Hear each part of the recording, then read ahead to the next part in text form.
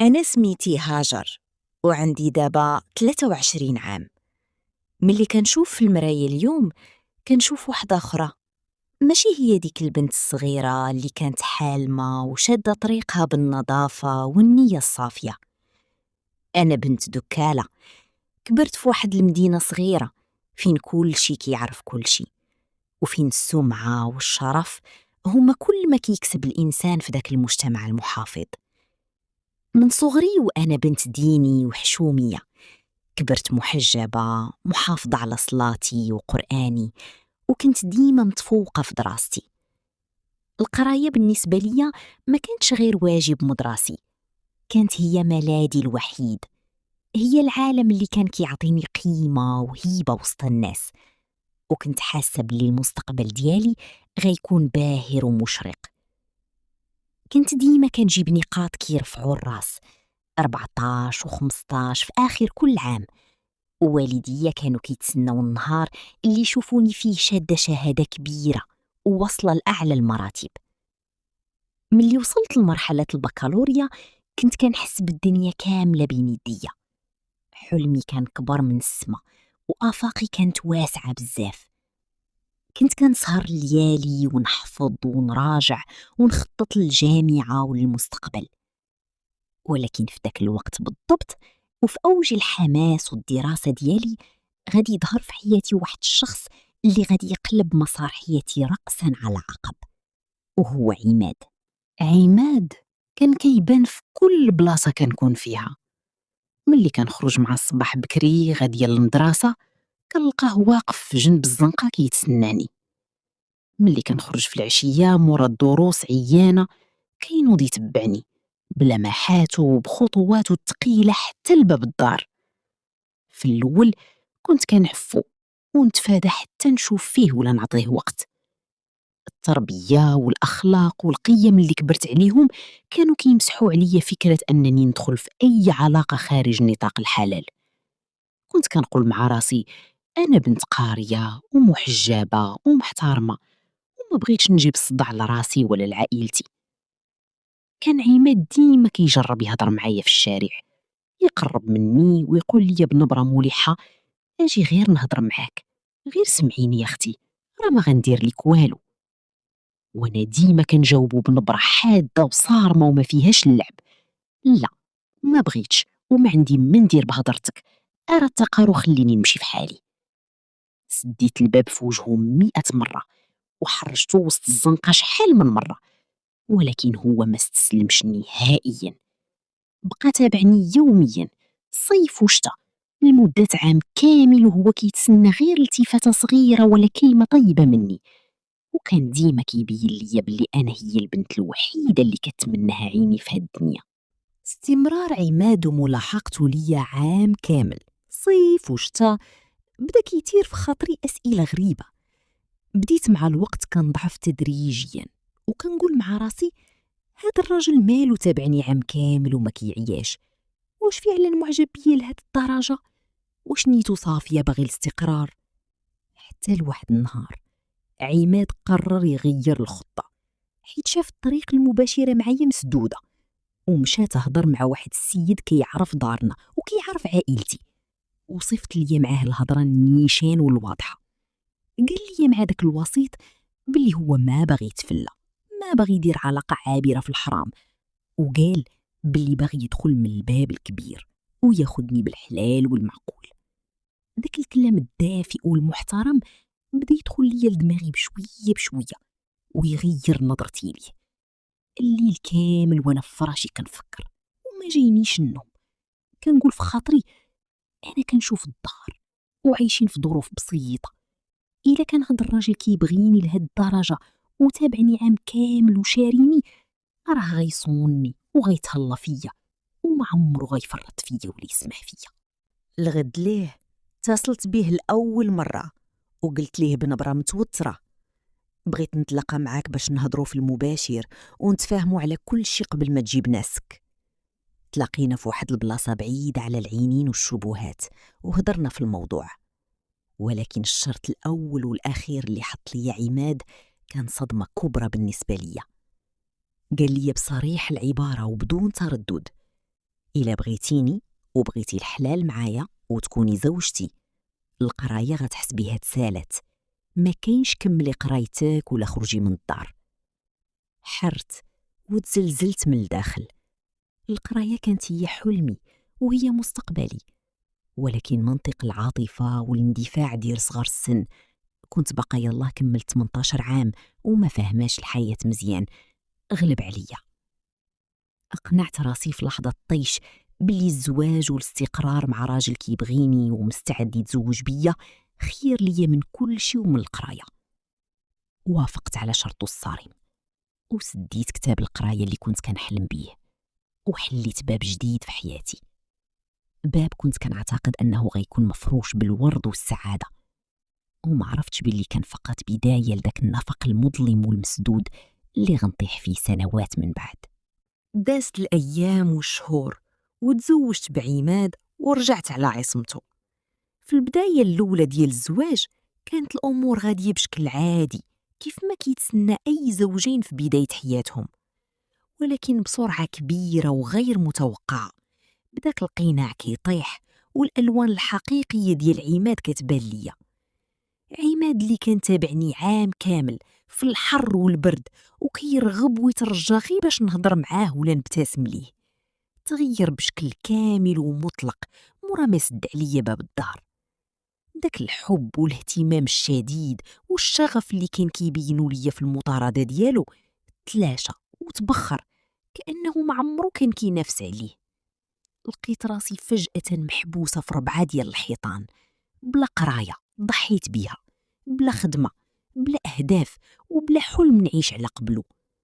والراجل اللي ضحيت على قبلو بكل شي وبمستقبلي بدا كيتعامل معايا ببرود قاتل وإهمال قاسي. الروتين اليومي القاتل بدا كيخنقني من رقبتي، والوحدة القاسية ولات هي الرفيق الوحيد ديالي في داك البيت اللي الصمت فيه كيهضر وكيزأر. كنت كنقضي النهار كامل بوحدي بين الأواني والشقة، وكنتسنى بلهفة يرجع لعل وعسى يغير الجو وليكب ليا كلمة طيبة، ولكن بدون فائدة. دازت 5 سنين كامل على زواجنا، و5 سنين كانت كافية باش تبني بيناتنا جدار سميك وقاسي ديال التباعد العاطفي والنفسي. عماد ولا كيدخل للدار غير باش ياكل وينام ويغير حوايجو.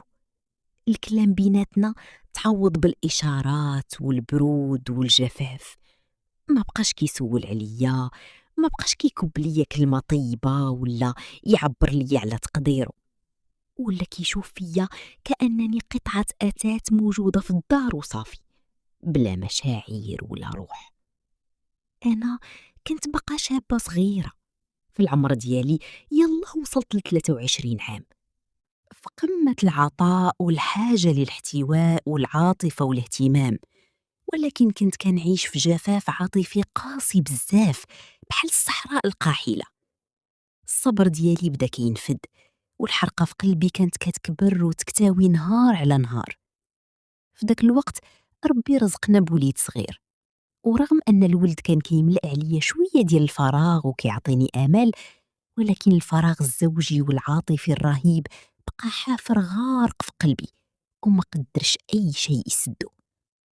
داك الجفاف العاطفي الرهيب تحول لحزن دائم ومقيم في عيوني. عماد زوجي ما كانش حاس بيا نهائيا ولا حاس بالحرقة اللي في داخلي. كان كيخرج مع الصباح للخدمة ويرجع في العشية عيان، ياكل ويهز تليفونه ولا ينعس، وما كيعطيش حتى 5 دقايق ينصت ليا ولا يعرف أشنو حاسة ولا أشنو محتاجة. كنت كنسول راسي كل ليلة وانا كنكتب دموعي على المخدة، واش هذه هي الحياة اللي ضحيت على قبلها بقرايتي وبأحلامي؟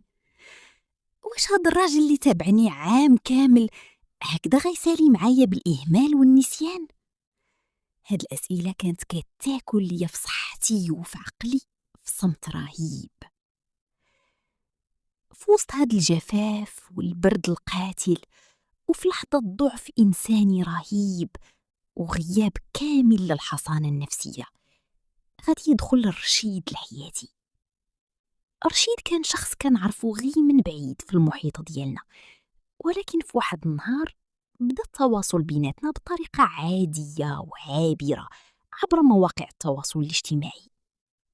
رشيد كان شخص كيعرف كيفاش يهضر، وكان ذكي بزاف في تقاطيع الكلام وملاحظة التفاصيل الصغيرة في أنثى محرومة. لاحظ من أول الأيام باللي أنا حزينة ومبتئسة وعايشة في جفاف، وبدا كيدخل ليا من الباب اللي كان مسدود ومجهول في حياتي، باب الاهتمام، الدلال والكلمة الطيبة. بدا رشيد كيسول عليا كل يوم في الميساجات: كيف بقيتي اليوم؟ مال صوتك حزين في كتابتك؟ انتي إنسانة زوينة وغالية وتستاهلي ما حسن في هاد الدنيا، حرام تظلمي راسك. هاد الجمل البسيطة اللي ما كتاخدش ثواني كانت بالنسبة ليا بحال الماء العذب الشروب اللي كينزل على أرض عطشانة سنوات. بدا التواصل بيناتنا يكبر نهار على نهار، يتحول من ميساجات خفيفة لمكالمات هاتفية طوال في الليل. رشيد بدا كيمارس عليا نوع ديال السحر الكلامي والتأثير النفسي. كان كيعوض ليا كل نقطة نقص حسيت بها مع زوجي عماد، وبلا ما نحس ولا نفكر في العواقب لقيت راسي كان جاريه في الهضرة، وكان تعلق بيه نهار مورا نهار بحال الغريق اللي قبض في قشة. عقلي والوازع الديني ديالي كانوا كينبهوني ويقولوا لي: حبسي، هادشي خطأ وهادي طريق خايبة وغادي تدمرك. ولكن قلبي المحروم والنفس الأمارة بالسوء كانت كتدفعني لقدام.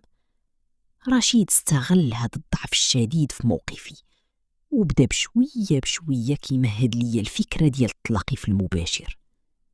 فكرة نطلقه في المباشر اللي بدا كيطرحها رشيد كانت في الأول بالنسبة لي بحال شي كابوس ولا خط أحمر مستحيل نتخطاه.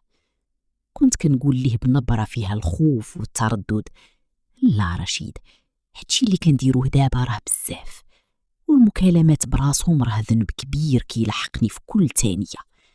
أما باش نتلاقاو في المباشر راه مستحيل، أنا امرأة متزوجة وعندي دياري وكرامتي. ولكن رشيد ما كانش كيتراجع، كان كيعرف كيفاش يلعب على الخيوط ديال العاطفة ديالي بذكاء قاسي. كان كيجاوبني بصوت حنين ومؤثر: أنا ما باغية لك والو الخيب، أنا غير باغي نشوف عينيك اللي كيهضروا بالحزن، باغي نجلس معاك وراسك على صدري ونحسك بالدفء اللي تحرمتي منه سنوات. واش هادشي كتير عليا وأنا اللي عطيت قلبي واهتمامي؟ هاد الهضرة المحسولة كانت كتقيس أعمق نقطة ضعف في قلبي المحروم. بدا كيكرر عليا الطلب يوميا، صيفط ليا الميساجات كيرغب ويترجى ويحلف باللي ما غادي يوقع والو، باللي غير جلسة خفيفة ونهضروا ونرجع لداري سالمة. العقل ديالي بدا كيتخدر بشوية بشوية، والحواجز اللي بنيتها بسنوات ديال التربية والحجاب والدين بدات كتهدم طوبة بطوبة تحت وطأة الشغف المزيف والاحتياج العاطفي القاتل. فكرت في عماد زوجي اللي كان في ذاك الوقت غايب تماما، غايب بعقله واهتمامه، كيدخل للدار بحال الغريب، ما حسش بالبركان اللي كيغلي في صدري. وفي واحد الليلة من الليالي المظلمة وتحت ضغط نفسي رهيب وبكاء طويل في الفراش، اتخذت القرار الشيطاني اللي غادي يغير حياتي للأبد. قلت لرشيد بصوت متهدج ومختنق: صافي، أنا موافقة نتلاقاو، ولكن غير دقايق معدودة نهضروا ونمشي في حالي. رشيد فرح بزاف وبدي يخطط معايا الوقت والمكان. اختار الوقيته اللي كيكون فيها عماد في خدمته في النهار والولد عند اختي ولا ناعس، وجد ليا كل شيء وقال ليا: تجي عندي للدار، تما امان وما غيشوفنا حد وما حد غيشك في شي حاجه.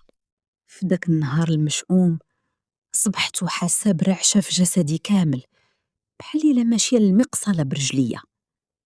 لبست جلبابي وحجابي وخرجت من الدار، وخطواتي ثقيله كانها مربوطه بسلاسل ديال الحديد. عينيا كانوا كيتلفتوا في كل اتجاه في الزنقه، الخوف والذعر كان كياكلني.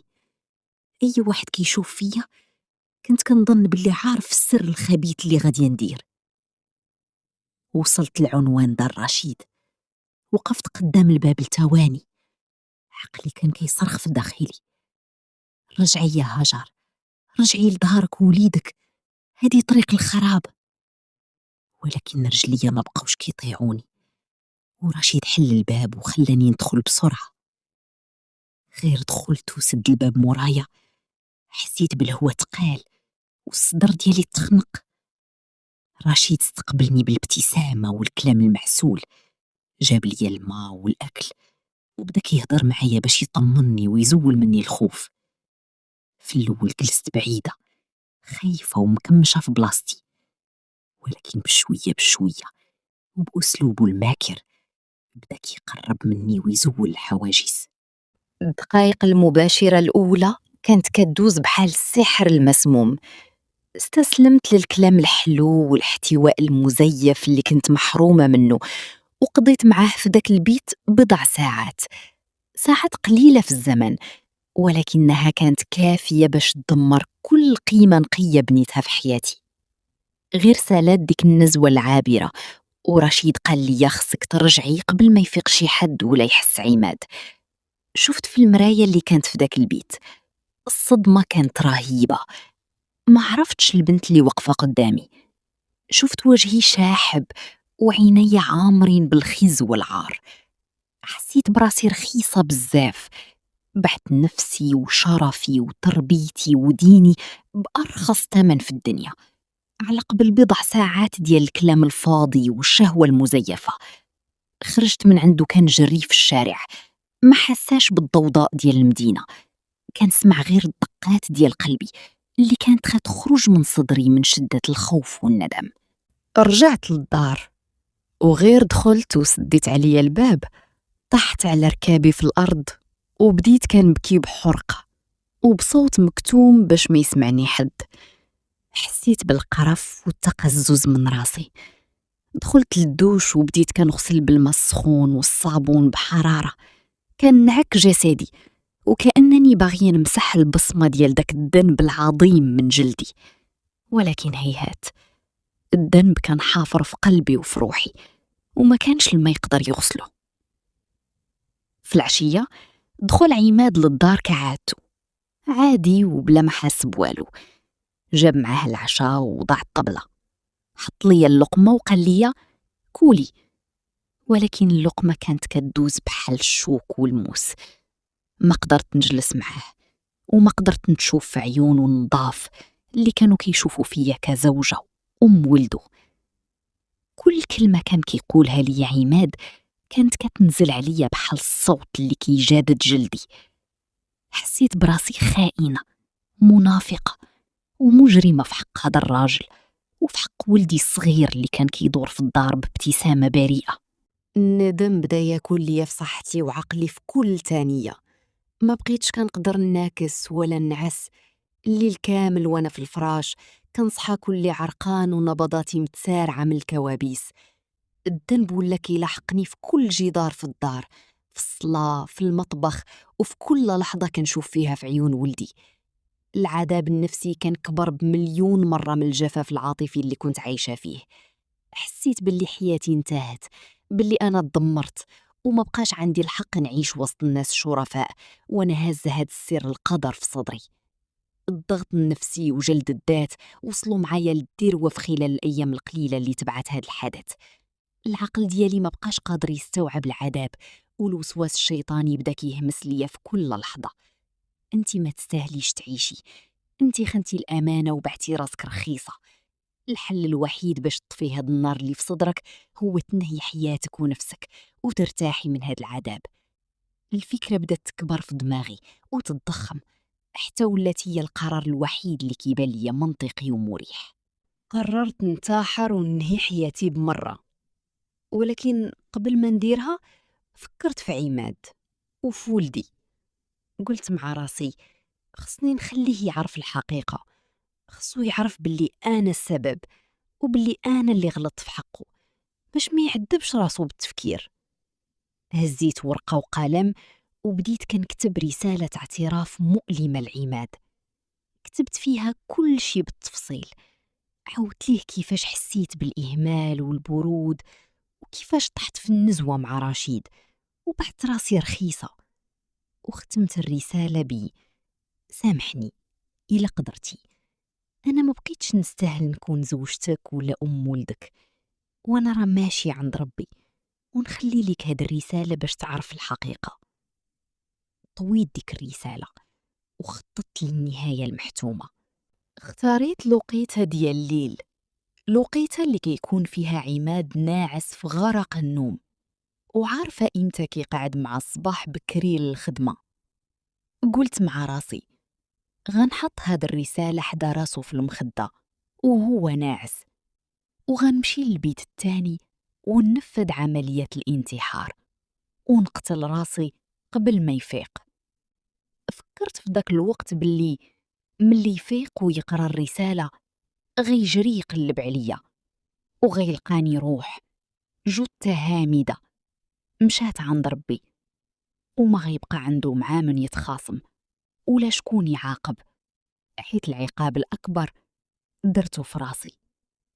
كانت الساعة تقريبا 1 بعد المنتصف الليل. البيت كان مظلم وساكن، والصمت فيه كيرعب القلب.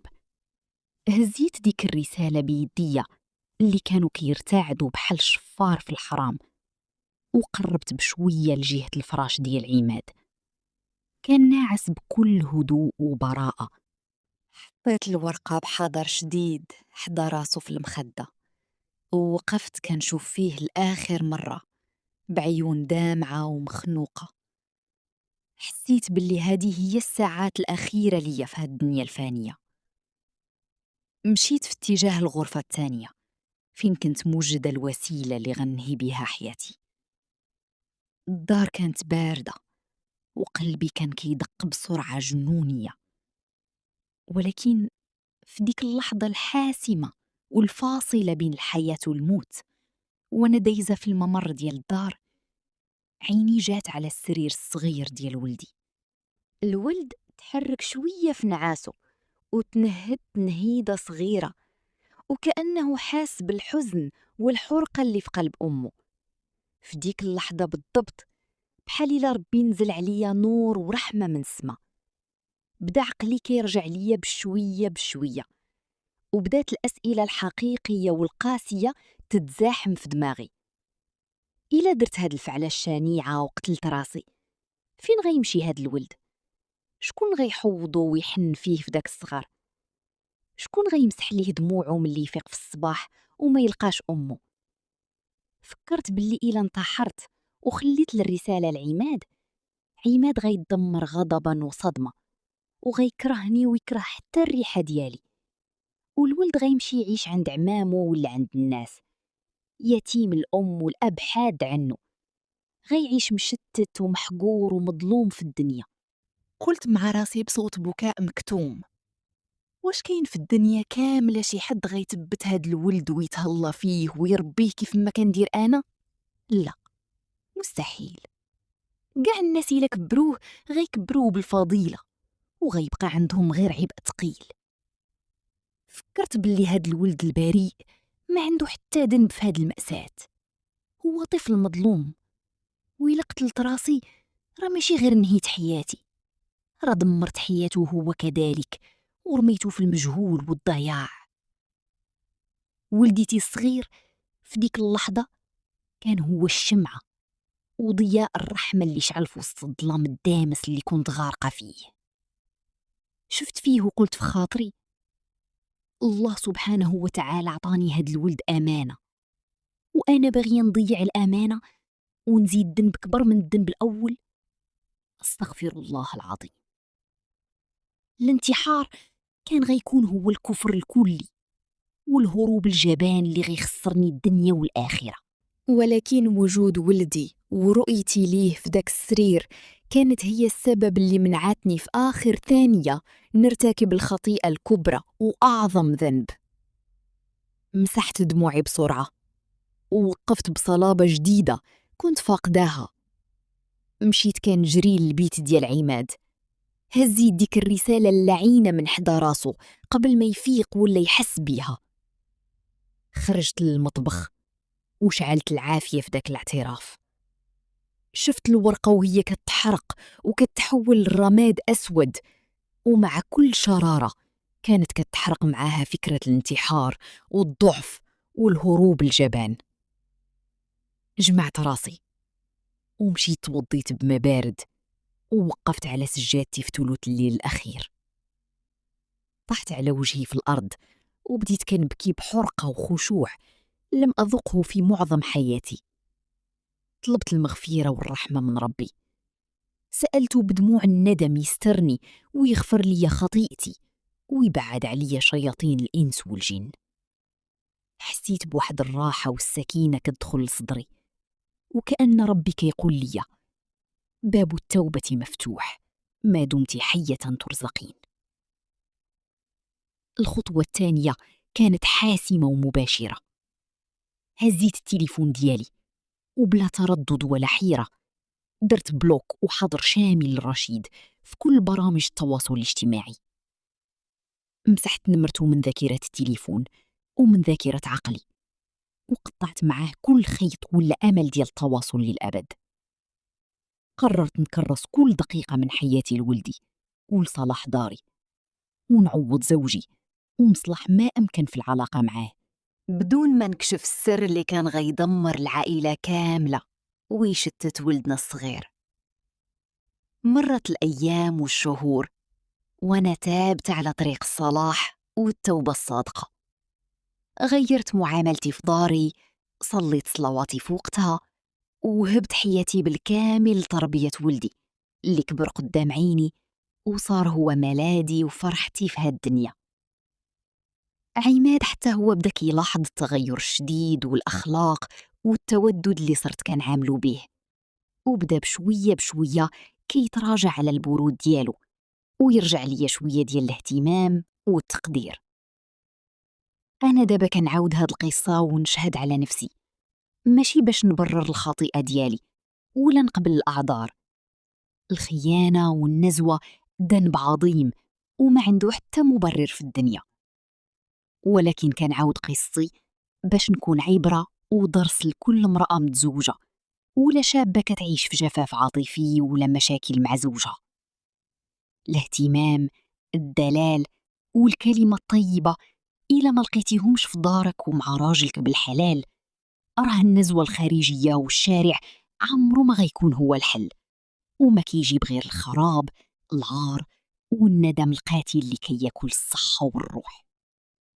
الحفاظ على الدين والبيت والوليدات هو الأهم والأبقى في هذه الحياة الدنيا، والتوبة الصادقة والرجوع إلى الله هما الباب الوحيد اللي يقدر يرجع للإنسان كرامته ونقاءه الداخلي.